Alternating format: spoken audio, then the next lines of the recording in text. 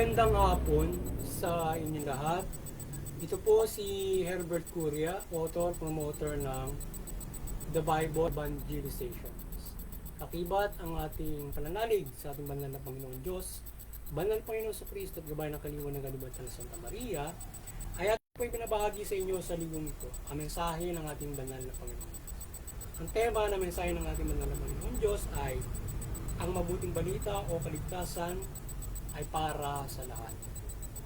Ngayon ay babasahin ko po sa inyo ang mga mensaheng ito mula po sa Bagong Tipan o mabuting balita ng paghahari ng ating banal na Panginoon Diyos sa pamamagitan ng banal na Panginoong Yesu Cristo. At ayon po dito sa mga taga-Roma Kabanata 10, talata 17 at 18. Ito po ang mensahe. Kaya't ang pananampalataya ay bunga ng pakikinig. At makakapakinig lamang kung may mga ngaral tungkol kay Kristo. Ngunit ang tanong ko'y, hindi ba sila nakapakinig? Nakapakinig nga sila sapagkat abot sa lahat ng dako ang tinig nila.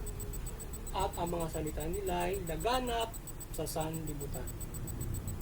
Ipagpatuloy po natin sa mga taga-Roma, Kabanata 15, talata 20 at hanggang 21. Ito po ang mensahe.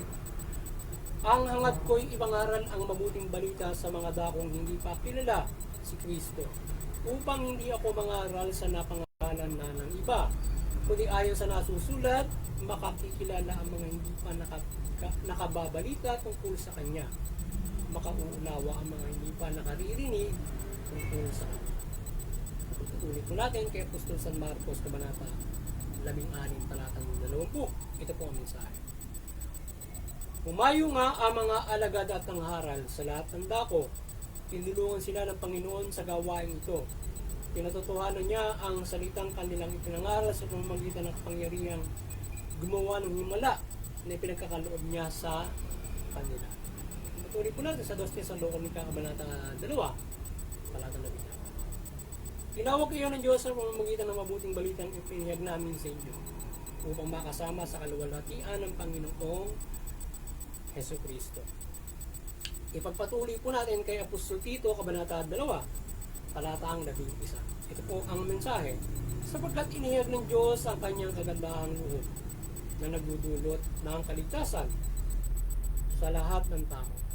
Ito po ang mensahe ng ating banal na Panginoon Diyos sa pamamagitan ng banal na Panginoong Hesu Kristo.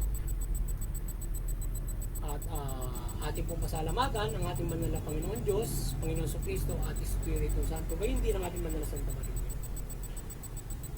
Maraming salamat po sa ating banal na Panginoon Diyos, Panginoon Hesu Kristo at Espiritu Santo, gayon din sa banal na Santa Maria. Maraming salamat po at ngayon naman ay aking ipaliliwanag ang mga mensaheng ito mula sa tema na ang mabuting balita o kaligtasan ay para sa lahat.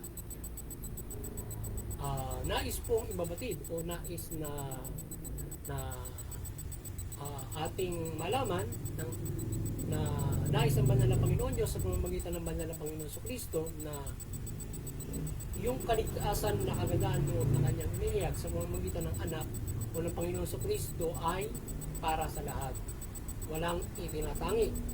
Kaya ito ay lahat ay may pag-asa na magkaroon ng kaligtasan. So lahat ay binigyan ng pagkakataon ng Panginoon Diyos para makaisang muli sa kanyang pag-aari pagdating ng panahon o sa Judgment Day. Ngayon ay ang ating banal na Panginoon Hesus Kristo ay mula na kanyang ipangaral ito ay ipinapalaganap niya sa buong mundo mula doon sa mga apostol at doon sa simbahan kanyang itinayo para maabot yung lahat ng dako at maging alagad niya at manampalataya sa Panginoon Diyos at sa banal na Panginoong Hesus Kristo. So ang ating yung mga apostol at mga simbahang itinayo niya, mula kina lahat ng mga apostol hanggang kina St. Paul ay kanilang binuo ng debosyon simbahan para maabot nila yung buong mundo hanggang sa ngayon. At ito ay nagbunga ng lubos na yung bawat bansa. Siguro tayo nasa kulang-kulang na 200 counties. Naabot naman yan ng ating simbahan at pilit maabot yung bawat mga bansa, yung bawat mga rural areas. May mga paraplang areas na napakahirap mabutin yan. So maraming missionary tayo na inabot yung bawat mga yan. Kagaya ni San Pablo, tinikot niya lahat yung malapit doon sa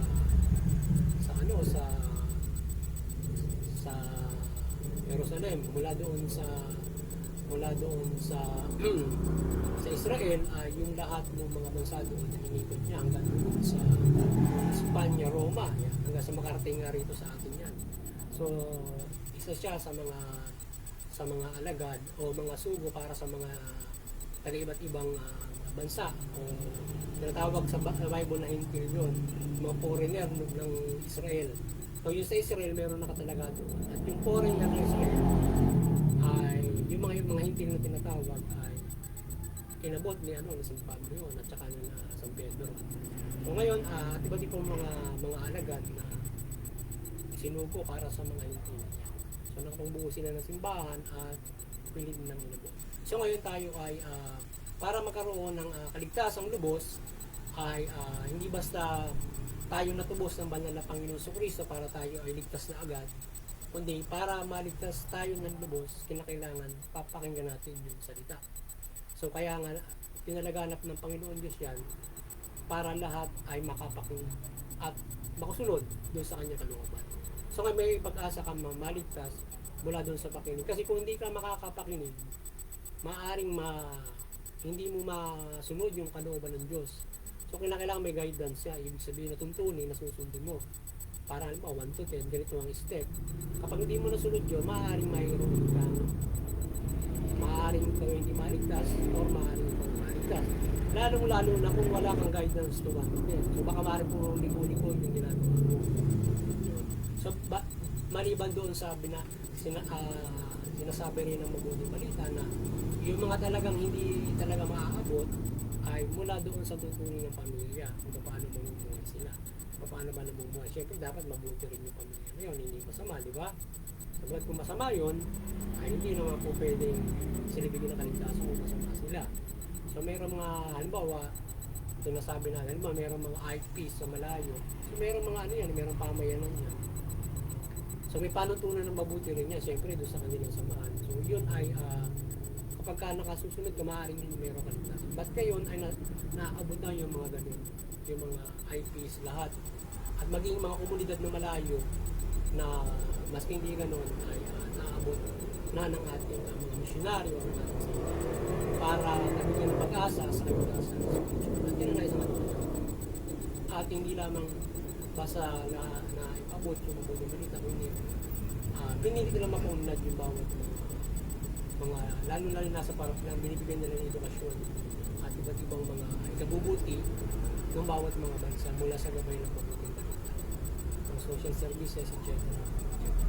So yun, kaya para tayo ay magkaroon yung pinagkaloob sa atin na tayo ay magkaroon ng kaligtasan, so makinig tayo ng mabuting balita. So pakinggan natin ito sa mga nagpapahayag at tayo ay makiisa dun sa simbahan.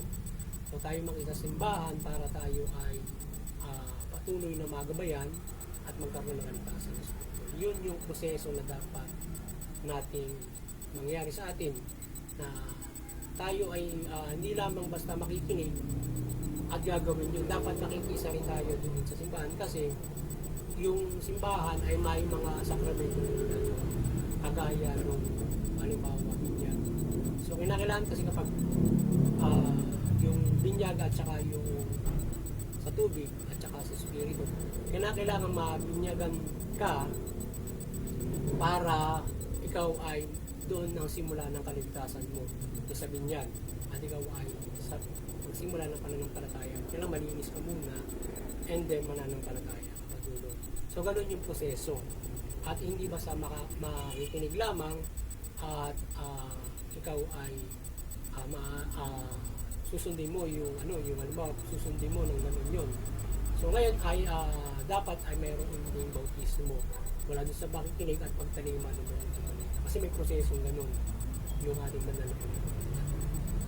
Kaya, kaya yun ang pinakamabuting gawin nung mga hindi pa nahahagdan at hindi pa naniniwala at ayaw pang maniwala. Ngayon, kung halimbawa napakinggan nyo ang ating pagbabahagi, so kayo ay manampalataya sa Panginoon Diyos mula Panginoon sa Kristo, kayo ay makinig sa pakikinig na ito, ay hindi lamang dito dapat ito nagsisimula sa inyo, kundi dapat ay yung sinasabing mag-ano ka papasok, makikisa ka doon sa simbahan, ano, parang sinasabing aanib ka sa simbahan.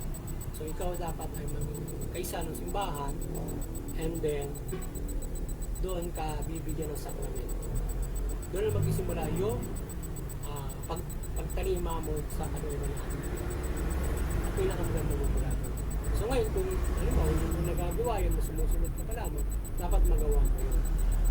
At para yung lubos na ikaw ay magkaroon ng kaligtasan ng spiritual hanggang sa at yung mabuting balita ay hindi ka lamang sa kaligtasang spiritual, ito magdudulot ng kabutihan sa bawat isa, kundi sa pamumuhay na ito, magdudulot ito ng napakalaking kabutihan kung nasusunod na ating ito. Sapagkat unang-una, buhay ay binibigay ng mabuting balita ng Panginoon Jesucristo, so tayo ay hindi gagawa ng masama, lalong-lalo na makakapinsala ng buhay. So ibig sabihin, tayo ay mapayapa na nakapamumuhay sapagkat mahal natin yung buhay ng isa't isa dahil sa pananampalataya. Hindi lang yun, marami pang iba na kabutihan at pagmamahal na magagawa natin sa isa't isa. So ito ay hindi lamang sa individual na pamumuhay para tayo ay magkaroon ng kaligtasan, kundi magdudulot ito ng kagandahan sa ating bansa o isang komunidad, lalo pamilya, kung may pananampalataya. So yan ang pinakamaganda sa natin.